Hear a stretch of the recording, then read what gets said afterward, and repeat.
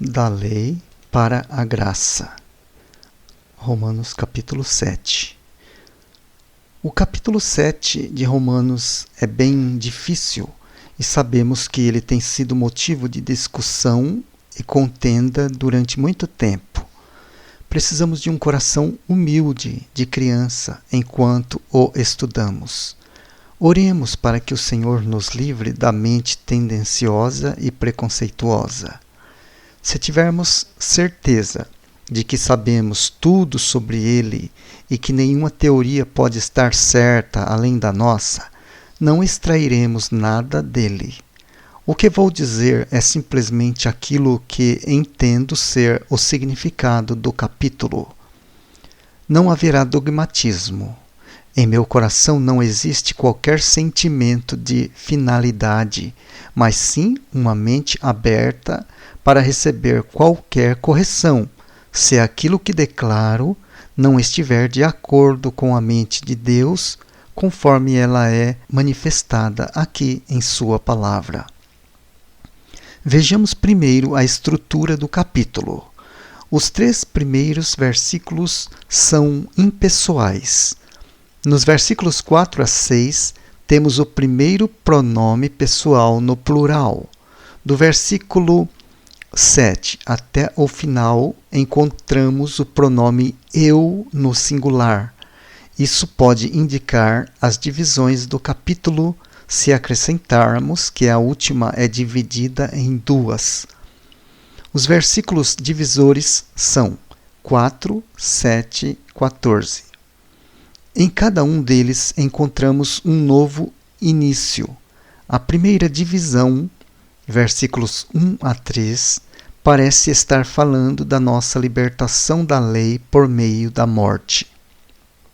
A segunda vai dos versículos 4 ao 6 e mostra o resultado real da lei sobre o coração não regenerado. A terceira vai do versículo 7 ao final e parece tratar com a dupla natureza do crente e o conflito inevitável entre elas. Parece que Paulo deu início ao assunto no capítulo 6, versículo 14, onde ele diz: não estais debaixo da lei. Não estamos? A resposta está no capítulo 7, do versículos 1 a 3. Por que não estamos debaixo da lei? A resposta é dada do capítulo 7, versículo 4, até ao fim. No meio dessa longa passagem existe uma digressão, versículos 7 a 13, onde Paulo justifica a lei após uma reflexão admissível sobre ela. Por que então não estamos debaixo da lei? Primeiro, por causa da incapacidade da lei de produzir santidade, conforme Romanos 7, versículos 4 a 6. Segundo, porque um estado de nenhuma condenação é uma condição essencial para a vida e o crescimento espiritual, conforme Romanos 7, versículo 14 ao fim. A contenda principal sobre este capítulo surge da questão se esta passagem de autobiografia espiritual descreve o homem não regenerado ou o regenerado. Como um princípio geral, lembre-se que não é o costume da Escritura dar muito tempo ou espaço à experiência não regenerada. É difícil ver o quanto tal coisa poderia ser útil, principalmente uma discussão longa como esta. Seja qual for a interpretação aceita para este capítulo, não posso senão sentir que a finalização da discussão deve ser encontrada no primeiro versículo do capítulo 8. Portanto, nenhuma condenação há para os que estão em Cristo Jesus. E é uma infelicidade que estas palavras tenham sido separadas do capítulo 7. O argumento parece ser seguido a fim de alcançar a conclusão manifestada neste versículo de que não existe agora, neste mesmo tempo presente, a despeito do conflito que prossegue, a despeito do dualismo em nosso ser, agora não há condenação para os que estão em Cristo. Existe uma necessidade de vigilância constante por parte do crente regenerado, pois são constantes os esforços irrepreensíveis do pecado residente querendo se manifestar. Mas a despeito de tudo isso, há a realidade do novo homem. Parece que, embora a condenação fosse inevitável, Paulo aqui discute todas as questões da situação a fim de chegar ao significado da verdade, estabelecê-la de forma clara, final e enfaticamente de uma vez por todas. Portanto, agora nenhuma condenação há para os que estão em Cristo Jesus. Em Cristo Jesus.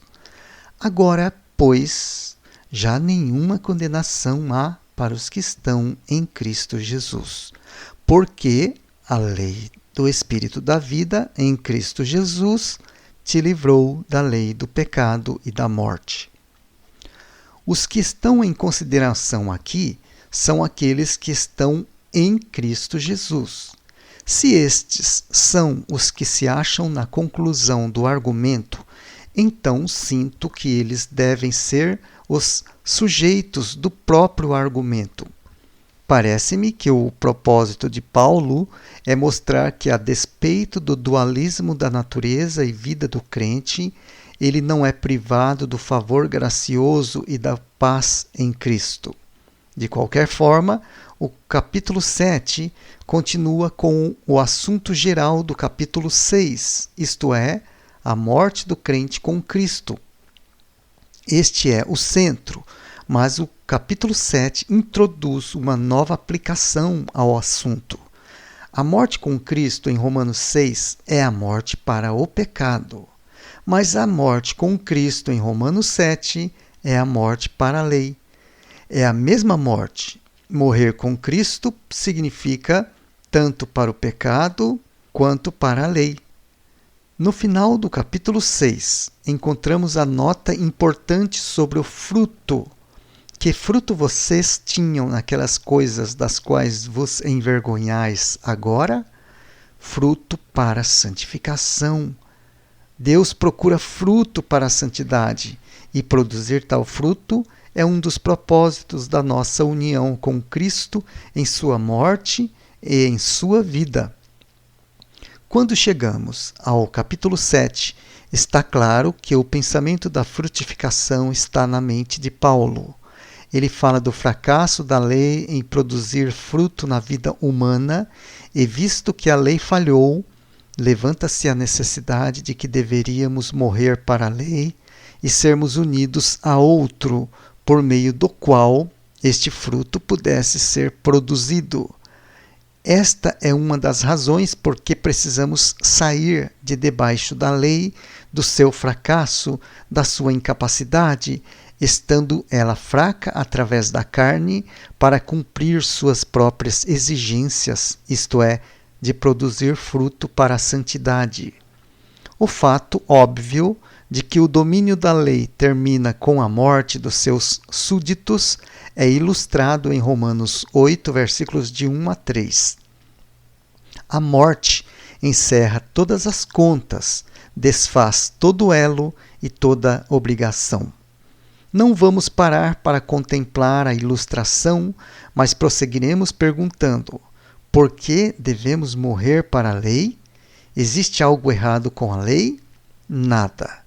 Entretanto, ela falhou em produzir santidade nos seus súditos. Nunca houve a intenção de que a lei a produzisse. Deus sabia que ela não poderia fazer isso quando a deu. Se você quer saber por que ela foi dada e a quem foi dada, leia 1 Timóteo 1, versículos de 8 a 10. Ela foi enviada não para tornar os homens bons, mas para controlar o mal deles. O que significa na carne? Porque, quando vivíamos segundo a carne, as paixões pecaminosas postas em realce pela lei operavam em nossos membros a fim de frutificarem para a morte. Romanos 7, versículo 5. Essa é uma declaração chocante. A lei não apenas era incapaz de produzir santidade, mas ela pôs em movimento o princípio do pecado. A lei não criou o pecado, mas deu energia a ele. Esse é o efeito inegável de restrição externa de qualquer espécie sobre a natureza pecaminosa. Neste versículo há uma referência ao período específico quando estávamos na carne. Foi então que a lei veio e deu uma nova energia ao pecado adormecido dentro de nós. A que tempo ele se refere? A sentença é de vital importância. Se entendermos isso, poderemos entender muito mais. Vós não estáis na carne, mas no Espírito.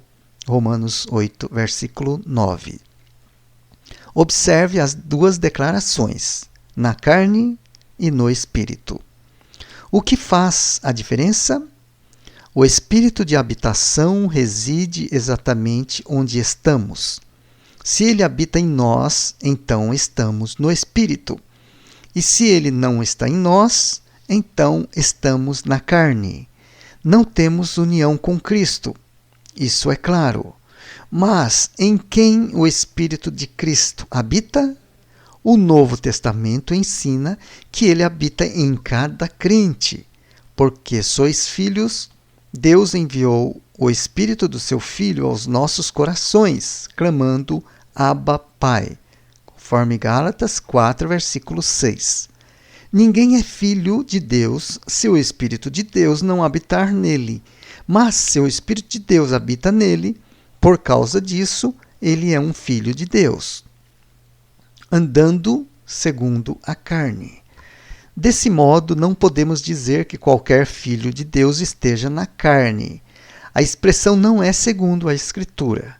Mas é possível um crente que não está na carne andar segundo a carne. E isso é algo totalmente diferente. A distinção é importante. Paulo se refere à condição antes da regeneração quando diz, quando estávamos na carne. Romanos 7, versículo 5. Mas no versículo seguinte temos uma declaração diferente. Agora, porém, libertados da lei, estamos mortos para aquilo a que estávamos sujeitos, para que pudéssemos servir em novidade de espírito e não na velhice da letra. Conforme Romanos 7, versículo 6. Não falo de forma dogmática, mas me parece que ele se refere àquilo que foi ensinado em Romanos 6, versículos 2 a 4. Tendo morrido para o pecado que nos prende, estamos libertados da lei. Não podemos ser libertados da lei se não formos libertados do pecado. A libertação da lei é o resultado da libertação do pecado.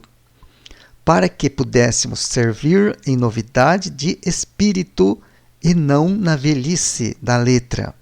Romanos 7, versículo 6. Não é como no versículo 6, novidade de vida, e sim em novidade de serviço. A novidade de vida vem através do morrer para o pecado e a novidade de serviço através do morrer para a lei. O fruto para a santidade depende do serviço a Deus. A lei despertou o pecado ao invés da santidade, mas não devemos concluir que ela não serviu a um propósito necessário. Ela com certeza manifestou a extrema pecaminosidade do pecado. O pecado, para revelar-se como pecado, por meio de uma coisa boa, causou-me a morte, a fim de que, pelo mandamento, se mostrasse sobremaneira maligno. Romanos 7, versículo 13.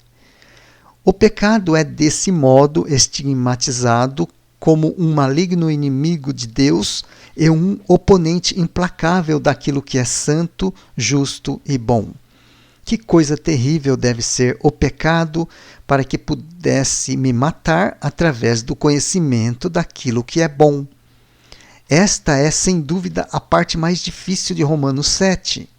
A segunda divisão começa em Romanos 7, versículo 14, e é introduzida pela seguinte declaração. Primeiro, a lei é espiritual. Segundo, eu sou carnal. Esse eu tem sido mencionado desde o versículo 7, mas do versículo 14 em diante, o eu tem um sentido diferente. Em Romanos 7, versículo 7 a 14, o eu representa o Paulo total antes da regeneração. Mas na passagem que começa com o versículo 14, o eu é usado com 3 sentidos diferentes. Isso é uma indicação de que chegamos ao estado da regeneração. Naquele que não nasceu de novo, só existe um eu, mas nos que foram regenerados, existem 3 aspectos do eu. Primeiro, o eu é usado como na divisão anterior, se referindo ao ser total de Paulo. Segundo, é usado para a nova personalidade de Paulo, o novo homem em Cristo, distinto da natureza corrupta do pecado que ainda se apega a uma parte do ser de Paulo. Terceiro, o terceiro eu descreve exatamente aquela natureza corrupta distinta de Paulo como novo homem em Cristo. Primeiro, eu, o ser total de Paulo. Segundo, eu, o novo homem em Cristo. Terceiro, eu, a carne que ainda se apega ao novo homem, Paulo. Não mais na carne. Paulo, o novo homem, não está mais na carne, mas a carne ainda está em Paulo. Eu sou carnal, vendido sob o pecado. Romanos 7, versículo 14. O eu aqui é simplesmente aquela carne, os resíduos do passado. Ele não está de modo algum se referindo a si mesmo em Cristo. O contraste nesse versículo é entre a lei e a velha natureza. A lei é espiritual, a velha natureza, a carne, o velho eu é carnal, vendido sob o pecado.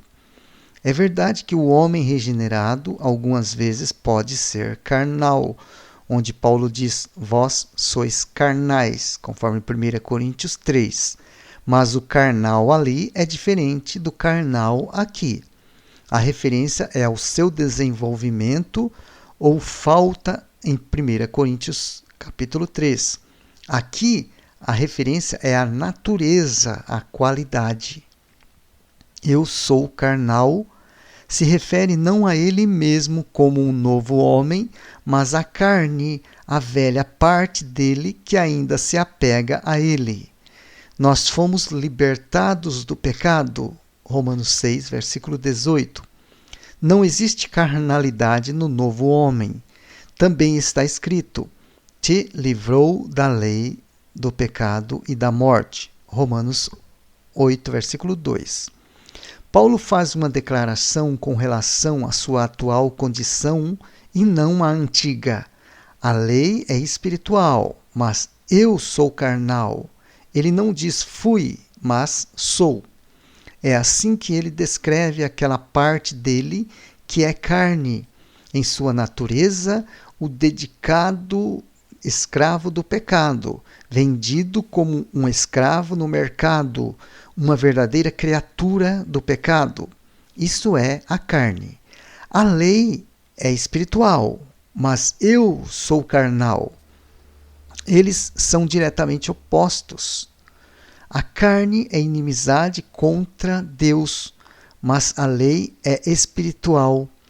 Esta é a linguagem não de um homem ímpio, nem de um cristão carnal, mas a linguagem de um cristão espiritual, se referindo naturalmente não ao novo homem em Cristo, mas à carne, a outra natureza ainda em existência.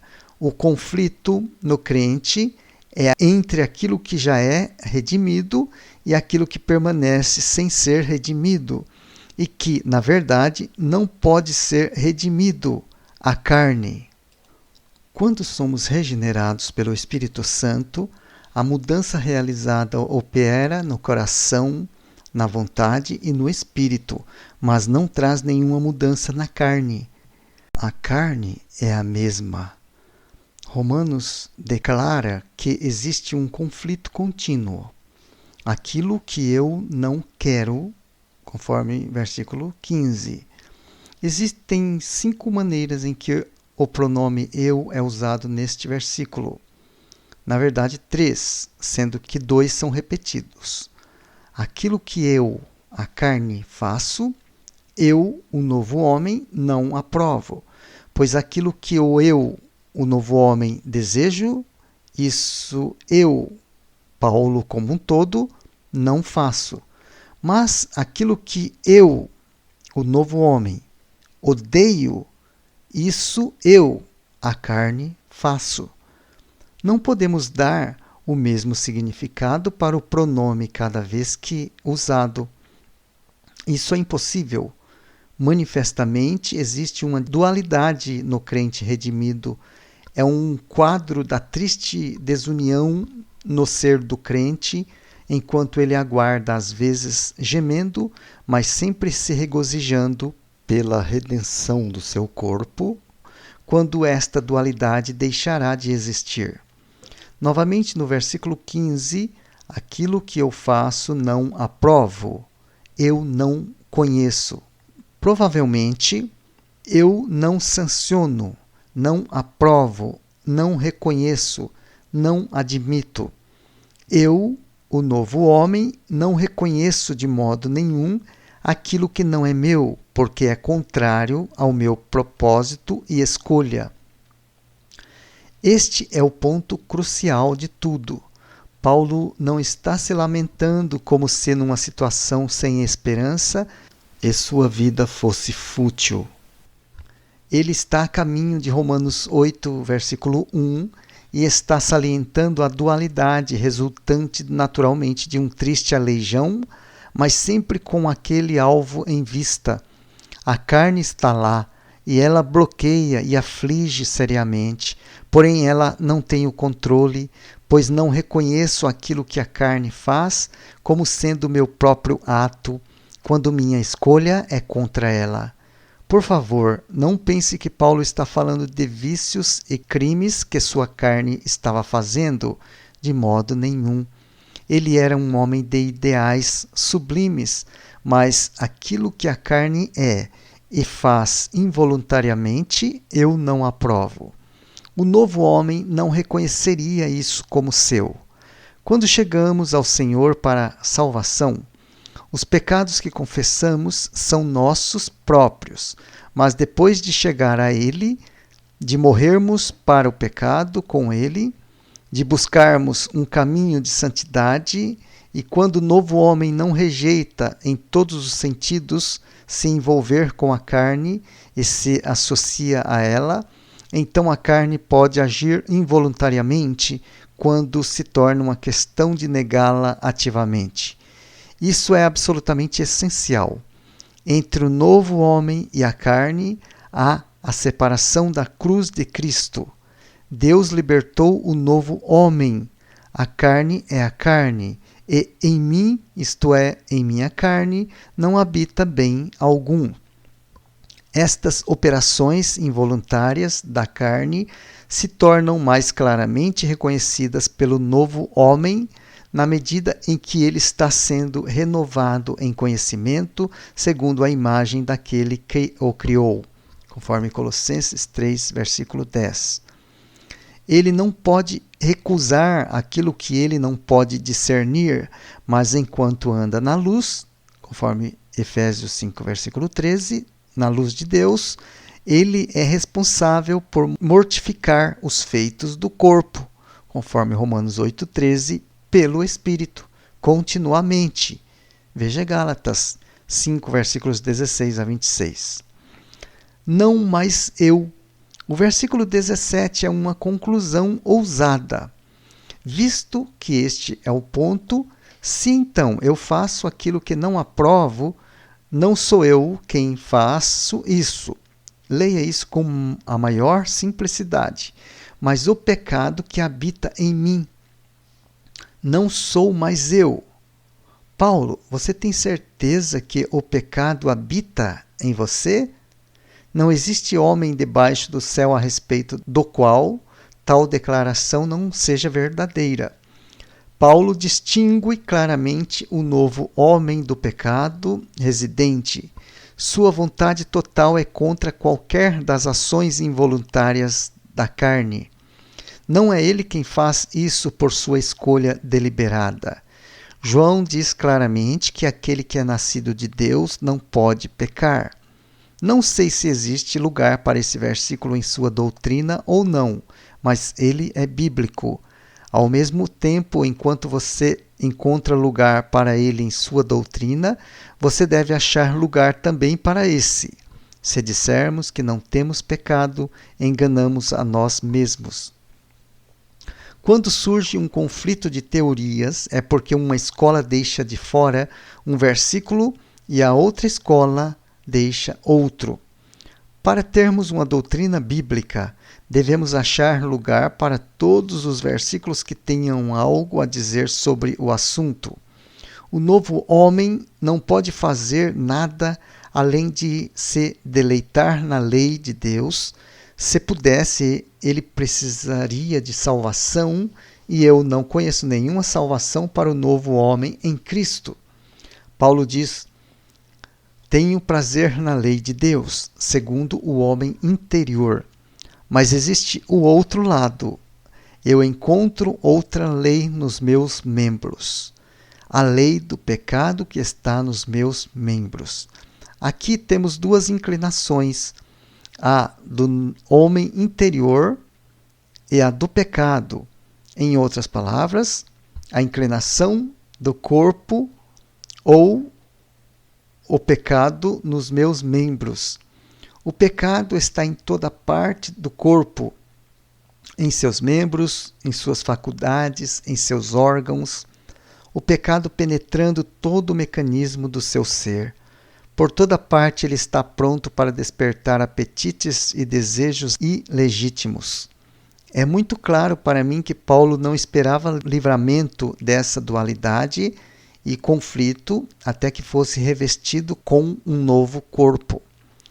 Toda a dificuldade, ele esclarece, está centralizada no corpo do pecado. Isso fica claro pela palavra grega katargeu, traduzida por destruir em Romanos 6, versículo 6. O léxico diz que o seu significado é deixar sem emprego, tornar estéril, vazio, inútil, isto é, os feitos do corpo são feitos inoperantes por meio do considerar contínuo do fato de que o nosso velho homem foi crucificado com Cristo. Veja, Romanos 6, versículos 11 e 12. Não reine o pecado em vosso corpo mortal. Não se esqueça que ele estava se regozijando na esperança também. Não tema estes paradoxos, pois neles temos a verdade plena, permanecendo na graça e regozijando na esperança da glória de Deus, e ainda assim gemendo em si mesmo e aguardando ser revestido da sua casa não feita com mãos. Ele tinha uma vontade redimida, coração e mente, numa certa medida, mas ele queria um corpo redimido. E você não quer? Essa esperança pela consumação era tão exultante que, enquanto pensava nela, ele irrompeu com um forte aleluia. Dou graças a Deus por meio de Jesus Cristo, nosso Senhor.